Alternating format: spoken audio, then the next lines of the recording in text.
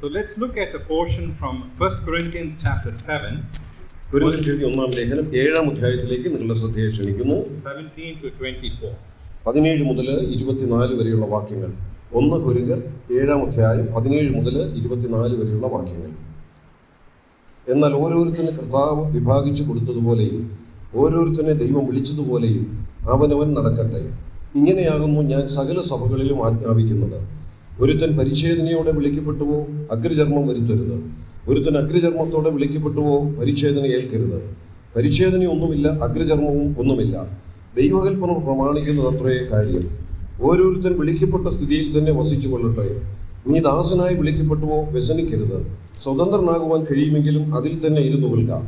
ദാസനായി കർത്താവിൽ വിളിക്കപ്പെട്ടവൻ കർത്താവിൻ്റെ സ്വതന്ത്രനാകുന്നു. അങ്ങനെ തന്നെ സ്വതന്ത്രനായി വിളിക്കപ്പെട്ടവൻ ക്രിസ്തുവിൻ്റെ ദാസനാകുന്നു.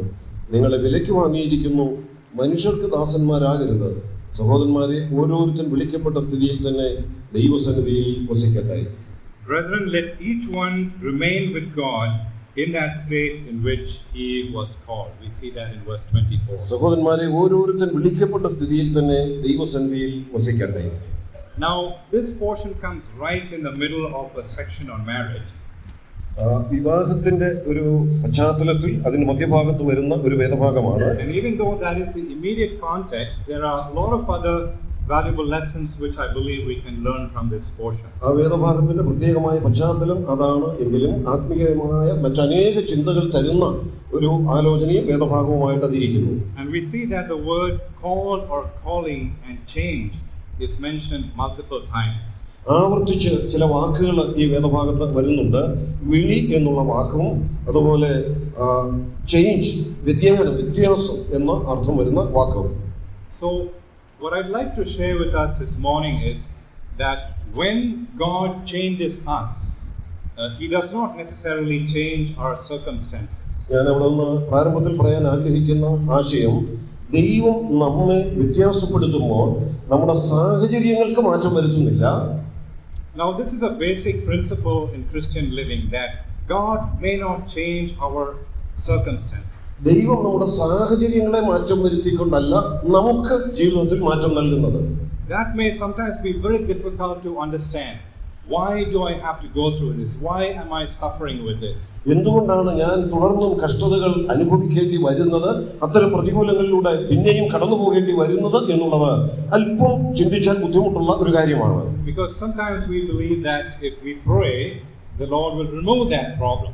നാം പലപ്പോഴും ഇങ്ങനെ ചിന്തിക്കും, നാം പ്രാർത്ഥിക്കുമ്പോൾ നമ്മുടെ എല്ലാ പ്രശ്നങ്ങളെയും ദൈവം മാറ്റിത്തരുമെന്ന്. But we know that God has a bigger and better plan and purpose for us. നമ്മെ സംബന്ധിച്ച് ദൈവത്തിന് നാം കരുതുന്നതിനേക്കാൾ വലുതും മഹത്തരവുമായ പ്ലാനും പദ്ധതികളുമാണുള്ളത്. So remain in the place of your calling where God has called you to. ദൈവം നിങ്ങളെ വിളിച്ചാക്കിയിരിക്കുന്ന അവസ്ഥയിൽ തന്നെ തുടരുക എന്നുള്ളതാണ് ഇവിടുത്തെ ആഹ്വാനം. So when God calls us, there is a change. ദൈവം നമ്മെ വിളിക്കുമ്പോൾ അവിടെ ഒരു മാറ്റം സംഭവിക്കുന്നുണ്ട്. What change? എന്താണ് ആ മാറ്റം? Everything. എല്ലാത്തിനും. Everything has changed. എല്ലാത്തിനും മാറ്റം വരുന്നു. So we see in verse 23, 23-ാം വാക്യത്തിൽ നാം വായിക്കുന്നത്, you are bought at a price, do not become slaves of men. നിങ്ങളെ വിലയ്ക്ക് വാങ്ങിയിരിക്കുന്നു, ആകയാൽ പിന്നെ ഈ മനുഷ്യർക്ക് ദാസന്മാരാകരുത്. So if we are bought with a price, we belong to the person who has bought us, right? നാം വിലയ്ക്ക് വാങ്ങപ്പെട്ടവരാകയാൽ നമ്മെ വിലയ്ക്ക് വാങ്ങിയ ആളിന്റെ വകയാണ് നാം. So we don't belong to ourselves. നാം വീണ്ടും നമുക്ക് തന്നെ ഉള്ളവരായി തീരരുത്. We don't belong to anyone else. മറ്റാർക്കും നാം അടിമകളാകരുത്. We belong to God. നാം ദൈവത്തിനുള്ളവരാണ്. Because he has purchased us. കാരണം ദൈവം നമ്മെ വില കൊടുത്തു വാങ്ങിയതാണ്. He has purchased us with a price. വലിയ വില കൊടുത്താണ് ദൈവം നമ്മെ വാങ്ങിയത്.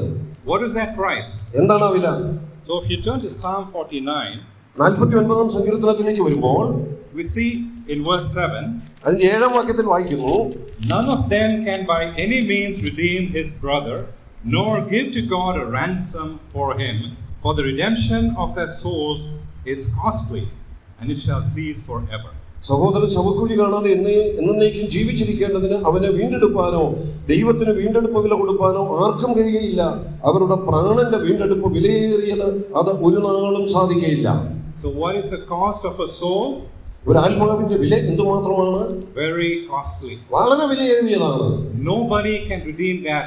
ആർക്കും അത് വിലയ്ക്ക് വാങ്ങാൻ പറ്റുന്നതല്ല. But look at verse 15. 15-ാം വാക്യം ഒന്ന് ശ്രദ്ധിക്കുക. But God will redeem my soul from the power of the grave, for he shall receive me. എങ്കിലും എന്റെ പ്രാണനെ ദൈവം പാതാളത്തിന്റെ അധികാരത്തിൽ വീണ്ടെടുക്കും, അവൻ എന്നെ കൈക്കൊള്ളും. So God can do what nobody else can ever do. മറ്റാർക്കും ഒരിക്കലും ചെയ്യാൻ കഴിയാത്ത കാര്യം ദൈവത്തിന് സാധിക്കും. Nobody can redeem a soul, but God can. ആത്മാവിനെ വീണ്ടെടുക്കാൻ മറ്റാർക്കും കഴിയത്തില്ല, ദൈവത്തിന് മാത്രമാണ് അത് സാധിക്കുന്നത്. And he will, and he has. ദൈവം അതിന് കഴിവുള്ളവനാണ്, അത് ചെയ്യുന്നു. And we just remembered his amazing love this morning. നാം ദൈവത്തിന്റെ അത്ഭുതകരമായ സ്നേഹത്തെക്കുറിച്ച് രാവിലെ ഓർക്കുകയുണ്ടായി. As we remember his love, we realize that he paid a price for us. നാം അത് ഓർക്കുകയും കേൾക്കുകയും ചെയ്യുമ്പോൾ എത്ര വലിയ വിലയാണ് നമുക്ക് വേണ്ടി കൊടുത്തത്. He redeemed us with a precious cost. വലിയ വില കൊടുത്താണ് ദൈവം നമ്മെ വിലയ്ക്ക് വാങ്ങിയത്. His life. തന്റെ ജീവൻ തന്നെയാണ്. So in 2 Corinthians 5:17 we see that we are a new creation in Christ. So we see that all things have changed, right? So we are a new creation in Christ. 2 കൊരിന്ത്യർ 5:17 വാക്യത്തിൽ ഒരുത്തൻ ക്രിസ്തുവിലായാൽ അവൻ പുതിയ സൃഷ്ടിയാകുന്നു, പഴയത് കഴിഞ്ഞുപോയി, ഇതാ അത് പുതുതായി തീർന്നിരിക്കുന്നു എന്ന് വായിക്കുന്നു. So all things have changed. എല്ലാത്തിനും മാറ്റം വന്നു. When we look at our lives, we might think that I don't think that's true, but it is true. Because that's what the word of God says. നാം ഒരുപക്ഷേ നമ്മുടെ തന്നെ ജീവിതത്തിലേക്ക് നോക്കിയാൽ എല്ലാം മാറി പുതിയതായോ, അത് ശരിയാണോ എന്ന സംശയം തോന്നാം. എന്നാൽ ദൈവത്തിന്റെ വചനം പറയുന്നു സകലവും പുതിയത്, പഴയതെല്ലാം കഴിഞ്ഞുപോയി എന്ന്. So if we are bought with a price and we belong to him, we have been purchased by him, so we are totally owned by him. നാം ദൈവത്താൽ വില കൊടുത്ത് വാങ്ങപ്പെട്ടവരാണ് എന്നുള്ളത് കൊണ്ട് പൂർണ്ണമായും ദൈവത്തിന്റെ വകയാണ്. So a brief word on ownership. What does that word ownership mean? ഉടമസ്ഥാവകാശം എന്ന ആ പദത്തിന്റെ ശരിയായ അർത്ഥം എന്താണ്? Let me give you an example. ഞാനൊരു ദൃഷ്ടാന്തത്തിലൂടെ ഇങ്ങനെ പറയാം. I work with a lot of people who are veterans who were in the military at some point. Military ബന്ധപ്പെട്ട് പ്രവർത്തിക്കുന്ന ധാരാളം ആളുകളോട് ചേർന്ന് ഞാൻ ബന്ധപ്പെട്ട് പ്രവർത്തിച്ചിട്ടുണ്ട്. So these people, when they join the military and they sign that sheet of paper, they belong to the government. ആ ആളുകൾ മിലിറ്ററിയിൽ ജോയിൻ ചെയ്യാനായിട്ട് ചെന്ന് അതിന്റെ പേപ്പർ സൈൻ ചെയ്ത് കഴിഞ്ഞാൽ പിന്നെ അവർ ഗവൺമെന്റിന്റെ വകയായിട്ടുള്ളവരാണ്. They are owned by the military. അവർ മിലിറ്ററി അവരെ വിലക്കെടുത്തിരിക്കുക. So this person might have a lot of ideas or plans or views or skills, but all of that is put aside for the sake and the purpose of the government now. അങ്ങനെ മിലിറ്ററിയിൽ ചേരുന്ന ഒരു വ്യക്തിയെ സംബന്ധിച്ച് അവന് സ്വന്തമായ പ്ലാനുകളും പദ്ധതികളും ആശയങ്ങളും കഴിവുകളും ഒക്കെ കാണാം. പക്ഷേ അതെല്ലാം ഒരു വശത്ത് മാറ്റി വെച്ചിട്ട് തന്നെ പൂർണ്ണമായി ആ മിലിറ്ററിക്ക് സമർപ്പിച്ചു കഴിയുമ്പോൾ അവൻ ഗവൺമെന്റിന്റെ വകയാണ്. And I've heard that sometimes when even a loved one dies, maybe even their father dies, they cannot go back if they are in the military. മിലിറ്ററിയിൽ ചേർന്ന് കഴിഞ്ഞാൽ ഒരുപക്ഷെ ചിലപ്പോൾ അവരുടെ പ്രിയപ്പെട്ടവര് പിതാവ് മാറ്റപ്പെട്ടാൽ പോലും അവർക്ക് അതിൽ പങ്കെടുക്കാൻ കടന്നു വരുവാൻ കഴിയാത്ത അവസ്ഥ ഉണ്ടായിട്ടുണ്ട്. Just to give you an example, this is a poem I studied in school many years ago. അനേക വർഷങ്ങൾക്ക് മുമ്പ് ഞാൻ സ്കൂളിൽ പഠിച്ച ഒരു പോയം ഒരു ദൃഷ്ടാന്തമായിട്ട് പറയാം. It's written by Alfred Lord Tennyson. Some of you might have, I know, yes and nods, so some of you read about him. ഒരുപക്ഷെ നിങ്ങളും കേട്ടിട്ടോ വായിച്ചിട്ടോ പഠിച്ചിട്ടോ ഉള്ളതായിരിക്കാം. ആൽഫ്രഡ് എന്ന് പറയുന്ന ഒരു വ്യക്തി രചിച്ച ഒരു poem. It's called The Charge of the Light Brigade. ഒരു ബ്രിഗേഡിന്റെ അദ്ദേഹത്തിന് ലഭിച്ച ആ ചാർജിനോട് ബന്ധപ്പെട്ടാണ്. So what happened here? എന്താ ഇവിടെ സംഭവിച്ചത്? The Light Brigade consisted of 600 soldiers on horses. ഒരു സൈന്യത്തിൽ 600ഓളം സൈന്യങ്ങളുള്ള അതിന്റെ തലവനായ brigade. So this 600 soldiers, they were given a command. ഈ 600ഓളം ആളുകൾക്ക് ഒരു കൽപ്പന കിട്ടി. And the command was to charge and fight the enemy. ശത്രുവിനെതിരെ യുദ്ധം ചെയ്യാനായിട്ടുള്ള നിയോഗമാണ്. Now this is a real story, and there was an open area, an open field. At the end of it, there were a line of Russian cannons. Big guns. റഷ്യക്കാരുടെ ധാരാളം പീരങ്കികൾ ഒരു വലിയ മൈതാനത്ത് അതിന്റെ അങ്ങേയറ്റത്ത് സ്ഥാപിച്ചിരുന്നു.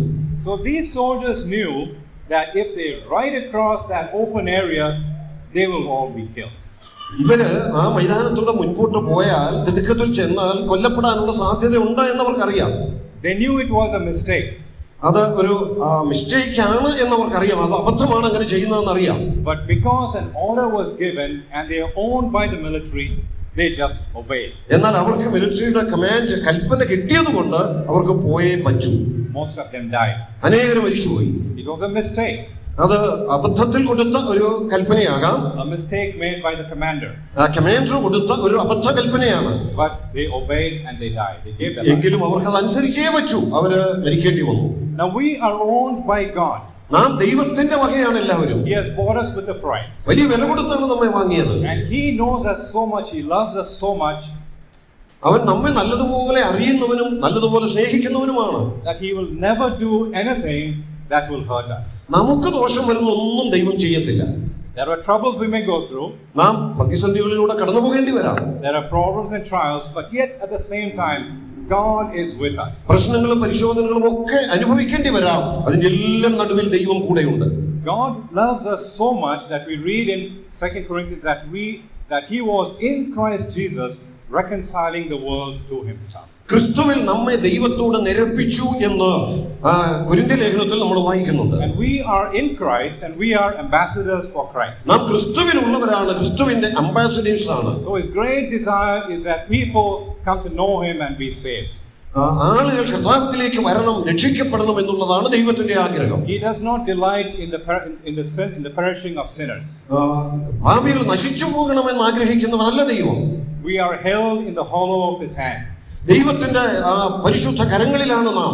We are doubly secure in the Father's hand and in the hand of the Son. പിതാവിന്റെയും പുത്രന്റെയും കരങ്ങളിൽ ആ നിലയിൽ നാം ഇരട്ടി സുരക്ഷിതത്വം അനുഭവിക്കുന്നവരാണ്. We see that in John chapter 10 verse 28 and 29. യോഹന്നാന്റെ സുവിശേഷം 10-ാം അധ്യായം 28-29 വാക്യങ്ങൾ നാം അത് വായിക്കുന്നുണ്ട്. So to be a slave of sin is to be a slave of Satan, an instrument of Satan, and which results in death.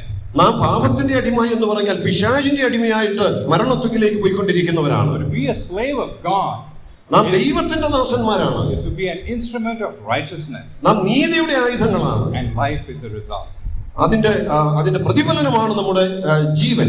So what a blessedness it is for us to know that we belong to such a commander. We belong to such a Savior who loved us to such a degree. നമ്മെ അത്രയ്ക്ക് സ്നേഹിക്കുന്ന ഒരു കമാൻഡറുടെ, ഒരു ദൈവത്തിന്റെ കീഴിലുള്ള ദാസന്മാരാണ് എന്നറിയുന്നത് എത്ര ധന്യമായ ഒരു അനുഭവമാണ്. So we are completely changed inside. We are a new creation. നാം ക്രിസ്തുവിൽ പുതിയ സൃഷ്ടികളാണ്. So what has not changed? What does not change? എന്താ മാറ്റം വരാത്തത്? പിന്നെ very often our outward circumstances may not necessarily change. ഒരുപക്ഷേ പലപ്പോഴും നമ്മുടെ പുറമേയുള്ള സാഹചര്യങ്ങൾക്ക് കാണത്തക്ക മാറ്റങ്ങളൊന്നും സംഭവിച്ചു എന്ന് വരില്ല. A believer has life, commitments and responsibilities which he has to continue. തന്റെ ജീവിതത്തിൽ ഒരു വിശ്വാസിയെ സംബന്ധിച്ചിടത്തോളം തുടർന്നു പോകേണ്ട ധാരാളം കാര്യങ്ങൾ ആ ജീവിതത്തോട് ബന്ധപ്പെട്ട് ആയിരിക്കുന്ന ദേശത്തുണ്ട്.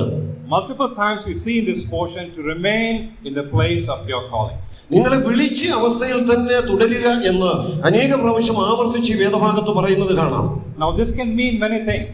അനേക അർത്ഥങ്ങൾ നൽകുന്ന ഒരു ആശയമാണ്. But I believe what the Lord is telling us here is that when the Lord calls us, the circumstances and situations that we are going through, that may not necessarily go away, but he wants us to remain faithful even through those circumstances. ദൈവം നമ്മെ വിളിച്ചിടത്ത് ആക്കി നമ്മെ ദൈവത്തിന്റെ വകയാക്കി നിലനിർത്തുമ്പോൾ പുറമേയുള്ള സാഹചര്യങ്ങൾക്ക് ഒന്നും വലിയ മാറ്റം സംഭവിക്കുന്നില്ല എങ്കിലും ആ സാഹചര്യത്തിലൂടെ ദൈവത്തോട് വിശ്വസ്തത പുലർത്തി മുൻപോട്ട് പോകുവാൻ നാം കടപ്പെട്ടവരാണ്. I've seen many who have gone through situations where they think that their life has become a waste and not doing anything for the Lord. കർത്താവിന് വേണ്ടി ഒന്നും ചെയ്യുവാൻ കഴിയാതെ ജീവിതം വ്യർത്ഥമാക്കി കളഞ്ഞ അനേക ജീവിതങ്ങളെ, വ്യക്തികളെ കാണാനായിട്ട് കഴിയും. But the Lord will use us even in those situations for his glory and for the magnification of his name. സാഹചര്യങ്ങൾ എത്ര പ്രതികൂലമാണെങ്കിലും ദൈവത്തിന് നമ്മെ തന്റെ മഹത്വത്തിന് വേണ്ടി, തനിക്ക് വേണ്ടി ഉപയോഗിക്കാനായിട്ട് കഴിയും. So when we come to know the Lord, there are certain situations that we may be in. When we believe in the Lord Jesus Christ, we may be in certain situations. നാം കർത്താവിൽ വിശ്വസിച്ചു മുമ്പോട്ട് വന്നു കഴിയുമ്പോഴും ചില പ്രത്യേക സാഹചര്യങ്ങളിൽ ദൈവം നമ്മെ ആക്കി വെക്കാം. So that when we come to know the Lord and are saved, we are a new creation, but that does not necessarily mean that we have to change our neighborhood or a job or, and in this context it talks about your spouse. നാം കർത്താവിൽ വിശ്വസിച്ച ദൈവമക്കളായി പുതിയ സൃഷ്ടിയായി എന്ന് കരുതി നമ്മുടെ അയൽക്കാർക്കോ നാം ജീവിക്കുന്ന ദേശത്തിനോ ചുറ്റുപാടുകൾക്കോ ഒന്നും മാറ്റം വരുന്നില്ല. And in this context, Paul refers to being a slave. If somebody is called being a slave, don't worry about that. You're a slave, be a good slave. ഇവിടെ അടിമ, ദാസൻ എന്ന വാക്ക് പറഞ്ഞിരിക്കുന്നത് കൊണ്ട് ബുദ്ധിമുട്ടോ പ്രയാസം അനുഭവിക്കേണ്ടി വരുന്നില്ല. ഒരു നല്ല ദാസനായി, നല്ല യജമാനന്റെ ദാസനായിട്ടാണ് പറഞ്ഞിരിക്കുന്നത്. So just to illustrate, how does a changed person live in an unchanged circumstance or environment? വ്യതിയാനം സംഭവിച്ച ഒരു വ്യക്തി, പുതിയ സൃഷ്ടിയായ ഒരു വ്യക്തി, മാറ്റം വരാത്ത പഴയ സാഹചര്യത്തിൽ തന്നെ എങ്ങനെ തുടർന്ന് മുൻപോട്ട് പോകാനായിട്ട് കഴിയും? A good example is Joseph. യോസഫാണ് ഒരു നല്ല ദൃഷ്ടാന്തമായിട്ട് തിരുവെഴുത്തിൽ കാണുന്നത്. In Genesis chapter 39, ഉൽപ്പത്തി പുസ്തകം 39-ാം അധ്യായം we see in verse 2, രണ്ടാമത്തെ വാക്യം, the Lord was with Joseph and he was a successful man and he was in the house of his master the Egyptian, and his master saw that the Lord was with him and that the Lord made all he did to prosper in his hand. യഹോവ യോസേഫിനോട് കൂടെ ഉണ്ടായിരുന്നത് കൊണ്ട് അവൻ കൃതാർത്ഥനായി മിസ്രയീമ്യനായ യജമാനന്റെ വീട്ടിൽ പാർത്തു. യഹോവ അവനോടുകൂടെ ഉണ്ടെന്നും അവൻ ചെയ്യുന്നതൊക്കെയും യഹോവ സാധിപ്പിക്കുന്നു എന്നും അവന്റെ യജമാനൻ കണ്ടു. And we see in verse 5 also that the Lord, that his master made him overseer of all that he had in his house, because he saw that the Lord was with this man. അഞ്ചാം വാക്യത്തിൽ പിന്നെയും വായിക്കുന്നു, അവൻ തന്റെ വീട്ടിനും തനിക്കുള്ള സകലത്തിനും അവനെ വിചാരകനാക്കിയത് മുതൽ യഹോവ യോസേഫിന്റെ നിമിത്തം മിസ്രയീമിന്റെ വീടിനെ അനുഗ്രഹിച്ചു. And the Lord blessed him, and this man gave everything in his command except his wife. തന്റെ ഭാര്യ ഒഴികെ മറ്റെല്ലാത്തിന്റെ മേലും യോസേഫിന് അധികാരം കൊടുത്തു. So Joseph, he was a slave in Potiphar's house. പോത്തിഫറിന്റെ ഭവനത്തിലെ ഒരു അടിമയായിരുന്നു, ദാസനായിരുന്നു യോസേഫ്. But what kind of a slave was he? എങ്ങനെയുള്ള ഒരു ദാസനായിരുന്നു? The best slave. ഒരു നല്ല ദാസൻ. The best man that he could find among his slaves. തന്റെ ദാസന്മാരുടെ ഇടയിൽ ഏറ്റവും നല്ലൊരു ദാസനായി കണ്ടിരുന്നു യോസേഫിനെ. And one thing we notice is that the man saw that the Lord was with Joseph. So Joseph was a good testimony that it is not his own greatness, but he was that God was glorified in his life. ആ യജമാനനായ Potiphar നോക്കിയപ്പോൾ എന്തെങ്കിലും മാനുഷികമായ മഹത്വമല്ല യോസേഫിൽ കാണാനായിട്ട് കഴിഞ്ഞത്. അവൻ പുലർത്തിയ നല്ല സാക്ഷ്യം യഹോവ അവനോട് കൂടെ ഉണ്ട് എന്നുള്ള ആ യാഥാർത്ഥ്യം. So there are a few other portions in Joseph's life. Due to lack of time, we won't read all of that. യോസേഫിന്റെ ജീവിതത്തോട് ബന്ധപ്പെട്ട് മറ്റും ചില കാര്യങ്ങളുണ്ട്, വിശദീകരിക്കുന്നില്ല, സമയപരിമിതിയുണ്ട്. ഒന്ന് വായിച്ചു മുൻപോട്ട് പോകാം. But we see in Genesis 39 and verse 21, ഉൽപ്പത്തി പുസ്തകം 39-ാം അധ്യായം 21-ാം വാക്യം, we see that Potiphar put Joseph in prison Potiphar യോസേഫിനെ കാരാഗൃഹത്തിലിട്ടു for a false accusation. തെറ്റായ ആരോപണങ്ങൾ കൊടുത്തു. But what kind of a prisoner was he there? അവിടെ ഉണ്ടായിരുന്ന കാരാഗൃഹ പ്രമാണി എങ്ങനെയുള്ളവനായിരുന്നു? The best prisoner. ഒരു നല്ല തടവുകാരൻ. So he was the best slave, ഒരു നല്ല ദാസനായിരുന്നു, and he was the best prisoner. ഒരു നല്ല തടവുപുള്ളിയുമായിരുന്നു. In Psalm 105 we read that about Joseph. We won't read that, but his foot was put in chains which hurt him. He was put in chains, iron chains that hurt him. തനിക്ക് താൻ ചങ്ങലയിൽ കിടക്കേണ്ടി വന്നത് തനിക്ക് ബുദ്ധിമുട്ടായി എന്നവിടെ വായിക്കുന്നുണ്ട് സങ്കീർത്തനങ്ങളിൽ. So later we see that, as time passed, Joseph went to stand before the king Pharaoh. എന്നാൽ പിന്നീട് Faro രാജാവിന്റെ മുൻപിൽ നിൽക്കാനായിട്ടുള്ള സന്ദർഭം തനിക്ക് ലഭിച്ചു. And when he stood before Pharaoh after many years, Pharaoh saw that this is somebody in whom the spirit of the Lord lives. പിന്നീട് കാലങ്ങൾ കഴിഞ്ഞ് ഫറവോന്റെ മുമ്പിൽ നിൽക്കാൻ അവസരം ലഭിച്ചപ്പോൾ ഫറവോന് മനസ്സിലായി ദൈവാത്മാവുള്ള ഒരു മനുഷ്യനാണ് ഇവനെന്ന്. So the Lord brought him to that point where even the greatest man maybe in the whole world at the time was able to recognize that this man has the spirit of the Lord living in him. ആ കാലത്ത് ലോകത്ത് ഉണ്ടായിരുന്ന പ്രഭുക്കന്മാരിൽ ഉന്നതനായിരുന്ന ഒരു വ്യക്തി ആയിരുന്നിരിക്കാം ഫറവോ. പക്ഷെ അദ്ദേഹത്തിന് പോലും മനസ്സിലാകുവാനിടയായി ഈ യോസേഫിനോട് കൂടെ ദൈവത്തിന്റെ ആത്മാവുണ്ട് എന്നുള്ളത്. So in many circumstances that he went through, many painful circumstances, yet he did the best that he could do. He was faithful to God, and not one portion you read in scripture that he complained or that he was bitter or angry towards the Lord. ഒരു പ്രാവശ്യം മാത്രം ദൈവത്തിന്റെ മുൻപാകെ വേദനയോടെ ചില വാക്കുകൾ പറയുന്നത് കാണുന്നത് ഒഴികെ താൻ കടന്നുപോയ വേദനാജനകമായ പ്രയാസങ്ങൾ നിറഞ്ഞ എല്ലാ സാഹചര്യങ്ങളുടെയും മധ്യത്തിൽ വളരെ നല്ല ഒരു ദാസനായി വിശ്വസ്തനായി യോസേഫ് മുൻപോട്ട് പോയി എന്ന് കാണാം. The Lord eventually lifted him up. ദൈവം യോസേഫിനെ ഉയർത്തി. But there were certain others for whom this did not happen. എന്നാൽ മറ്റു ചിലരെ സംബന്ധിച്ച് അങ്ങനെ സംഭവിച്ചിട്ടില്ല. For example, the Apostle Paul. അപ്പോസ്തലനായ പൗലോസ്. Now Paul had a thorn in the flesh a messenger from Satan to buffet him, we read. സാത്താന്റെ ദൂതനെ കുത്താൻ അനുവദിച്ച് ജഡത്തിൽ ഒരു ശൂലം പൗലോസിനെ നേരിടേണ്ടി വന്നു. Now we know about the apostle Paul and the sufferings that he endured. താൻ അനുഭവിച്ച കഷ്ടതകളെ കുറിച്ച് നമ്മൾ വായിക്കുന്നുണ്ട്. He suffered tremendously. വളരെ കഷ്ടത അനുഭവിച്ചു. He never complained about those, but we read that he rejoiced and praised God that they were considered worthy to suffer for the name of the Lord. താൻ അനുഭവിച്ച കഷ്ടതകളോടുള്ള ബന്ധത്തിൽ അതിൽ സന്തോഷിക്കുന്നു എന്ന് പ്രശംസിക്കുന്നു എന്ന് പറയുകയാണ്. അത് ക്രിസ്തുവിന് വേണ്ടി അനുഭവിക്കുന്ന കഷ്ടതകളാണ് എന്ന് താൻ പറയുന്നുണ്ട്. So we don't know what this thorn in the flesh was, but it was sufficiently painful for him to pray 3 times for the Lord to remove that from him. എന്നാൽ ജഡത്തിൽ തന്നെ അനുഭവിക്കേണ്ടി വന്ന ശൂലം പ്രത്യേകിച്ച് എന്താണെന്ന് അവിടെ പറയുന്നില്ല എങ്കിലും അത് തനിക്ക് അല്പം വേദന ഉളവാക്കുന്നതായിരുന്നതുകൊണ്ട് അത് മാറിക്കിട്ടിയാൽ കൊള്ളാമെന്ന് ആഗ്രഹിക്കുകയും 3 വട്ടം പ്രാർത്ഥിക്കുകയും ചെയ്തു എന്ന് കാണുന്നു. But we know what the Lord said, my grace is sufficient for you because my strength is made perfect in weakness. എന്നാൽ ദൈവത്തിന്റെ മറുപടി എന്താണെന്ന് നമുക്കറിയാം. എന്റെ കൃപ നിനക്ക് മതി, എന്റെ ശക്തി ബലഹീനതയിൽ തികഞ്ഞു വരുന്നു. And we also know many of the martyrs of faith in Hebrews chapter 11. എബ്രായ ലേഖനം 11-ാം അധ്യായത്തിൽ രക്തസാക്ഷിത്വം വഹിച്ച അനേകരുടെ ചരിത്രം നാം വായിക്കുന്നുണ്ട്. And we know that many of them suffered extreme torture and suffering. അനേകരെ വളരെ കഠിനമായ കഷ്ടതകളിലൂടെ കടന്നു പോകേണ്ടി വന്നവരാണ്. And just to give us a flavor of that, in verse 36 in chapter 11 verse 36. എബ്രായ ലേഖനം 11-ാം അധ്യായത്തിന്റെ 36-ാം വാക്യം. Still others had trial of mockings and scourgings, yes, and of chains and imprisonment. They were stoned, they were sawn in two, they were tempted, they were slain with the sword, they wandered about in sheepskins and goatskins, being destitute, afflicted, tormented.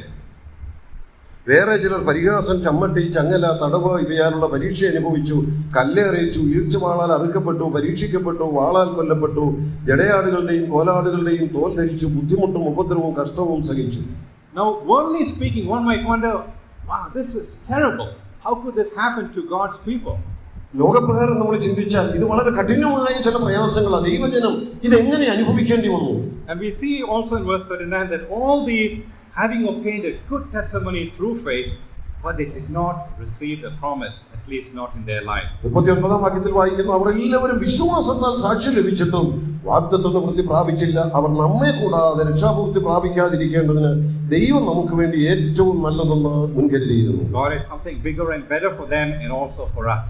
നമുക്ക് അവരേക്കാൾ നല്ലത് ദൈവം മുൻകരുതിയിരിക്കുന്നു.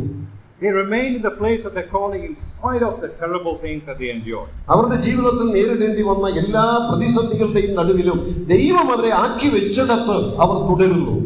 So what do we learn from these portions? ഈ ഭാഗത്ത് നാം എന്താ പഠിക്കുന്നത്? We learn that even though our situation, our circumstance that we are struggling with sometimes may not change, God is in the process changing us. നാം ചിലപ്പോൾ ചില പ്രയാസങ്ങളും കഷ്ടതകളും ഒക്കെ അനുഭവിച്ച് മുൻപോട്ട് പോകുമ്പോൾ ആ അവസ്ഥയ്ക്ക് കാര്യമായ മാറ്റമൊന്നും ദൈവം തരുന്നില്ല എങ്കിൽ പോലും അതിന്റെ നടുവിലൂടെ നമുക്ക് വലിയ രൂപാന്തരം തന്ന് ദൈവം നമ്മെ മുമ്പോട്ട് നടത്തുന്നു. We see his goal, his plan, his purpose in our lives. ദൈവത്തിന് നമ്മുടെ ജീവിതത്തിൽ വ്യക്തമായ പ്ലാനും പദ്ധതികളും ഒക്കെ ഉണ്ട്. What is that? 2 Corinthians 5:21 we see that we might become the righteousness of God in him. നാം 2 കൊരിന്ത്യർ 5-ാം അധ്യായത്തിന്റെ 21-ാം വാക്യത്തിൽ വായിക്കുന്നത്, പാപം അറിയാത്തവനെ നാം അവനിൽ ദൈവത്തിന്റെ നീതിയാക്കേണ്ടതിന് അവൻ നമുക്ക് വേണ്ടി പാപമാക്കി. ദൈവത്തിന്റെ നീതിയാക്കുക. 5:21. Okay. So we become the righteousness of God in him. നാം ദൈവത്തിന്റെ നീതിയാകുക.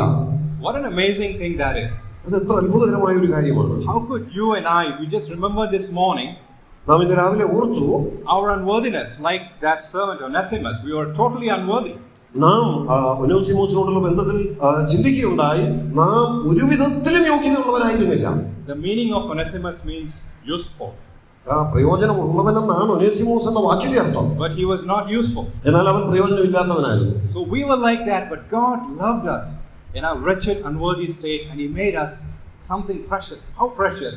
The righteousness of God in him. How precious could that be? നാം അത്തരം ഒരു അവസ്ഥയിൽ കിടന്നവരായിരുന്നു എങ്കിലും ദൈവം നമ്മെ വിലയുള്ളവരാക്കി മാറ്റുകയുണ്ടായി. So God will transform us from the image of Adam to be conformed to the image of his dear son. ആദത്തിന്റെ സാദൃശ്യത്തിൽ നിന്നും തന്റെ പുത്രന്റെ ആ സാദൃശ്യത്തിലേക്ക് നമ്മെ അനുരൂപരായി രൂപാന്തരപ്പെടുത്തുന്ന ദൈവം. Isn't that a beautiful thought, beloved? അതെത്ര മനോഹരമായ ഒരു ചിന്തയാണ് പ്രിയപ്പെട്ടവരെ. That even though you go through difficulties, problems, trials, that through it all God's plan and purpose is to make him like His beloved Son. നാം പ്രയാസങ്ങളിലൂടെ പ്രതിസന്ധികളിലൂടെ ഒക്കെ കടന്നുപോയാണ് ഇവിടെ ജീവിക്കുന്നത് എങ്കിലും ദൈവത്തിന് നമ്മെക്കുറിച്ചുള്ള ഒരു വലിയ പദ്ധതിയാണ് നാം അവനെ പോലായി തീരും എന്നുള്ളത്. And also we have that assurance that He will not allow us to be tested beyond what we are able to bear. നമുക്ക് സഹിക്കാൻ കഴിയുന്നതിനപ്പുറം ദൈവം നൽകുകയില്ല എന്നുള്ളതും ഒരു വലിയ ഉറപ്പാണ് ദൈവവചനം നമുക്ക് നൽകുന്നത്. He knows us so well, better than ourselves. നമ്മേക്കാൾ നമ്മുടെ കാര്യങ്ങൾ അറിയുന്നവനാണ് ദൈവം. He will take us just enough to purify us. നമ്മെ ശുദ്ധീകരിക്കുന്നതിന് ആവശ്യമായ മാത്രമാണ് ദൈവം നമുക്ക് നൽകുന്നത്. You know, I've heard this story. I'm sure you must have heard this too. ഞാൻ കേട്ട ഒരു കഥ നിങ്ങളും കേട്ടിട്ടുണ്ടായിരിക്കും. The silversmith. ഒരു കൊല്ലൻ, ഒരു തട്ടാൻ. So when he is purifying silver, താൻ വെള്ളി അത് ശുദ്ധീകരിക്കുമ്പോൾ, how does he know that silver that he is purifying of all the impurities is pure? അതിനകത്തുള്ള എല്ലാ അശുദ്ധിയും ശുദ്ധീകരിക്കപ്പെടുമെന്നുള്ളത് തനിക്ക് എങ്ങനെ അറിയാം? He puts it through the fire. അത് തീയിലൂടെ കടത്തിവിടുകയാണ്. And he waits just till that time when he can see his reflection in that glob of silver. ആ വെള്ളി കഷണത്തിനകത്തു നിന്ന് തന്റെ പ്രതിഫലനം തനിക്ക് കാണാൻ കഴിയുന്ന അവസ്ഥ വരെ തീയിലൂടെ കടത്തിവിടുകയാണ്. So just till that moment when he can see his reflection in that glob of silver, he stops that heat. ആ വെള്ളിയിൽ തന്നെ തനിക്ക് കാണാൻ കഴിയുമ്പോൾ ആ തീയിലൂടെ കടത്തിവിടുന്ന ആ അവസ്ഥയ്ക്ക് വിരാമം കുറിക്കുന്നു. Not before, not after. അതിന് മുമ്പുമല്ല, അതിന് ശേഷവുമല്ല. That is pure silver. അപ്പോൾ മനസ്സിലായി ഇത് പൂർണ്ണമായി ശുദ്ധീകരിക്കപ്പെട്ട സിൽവർ ആണെന്ന്. The Lord is perfecting us unto Himself. He knows exactly how much we can go through, how much we can take. എത്രമാത്രം കഷ്ടതകളിലൂടെ, തീച്ചുളയുടെ അനുഭവങ്ങളിലൂടെ നമുക്ക് കടന്നു പോകാൻ കഴിയുമെന്നുള്ളത് ദൈവത്തിനറിയാം. ദൈവത്തോട് അനുരൂപമായി നാം രൂപാന്തരപ്പെടുന്ന ആ അവസ്ഥ വരെ May His name be glorified. ദൈവത്തിന്റെ നാമം മഹത്വപ്പെടുമാറാകട്ടെ.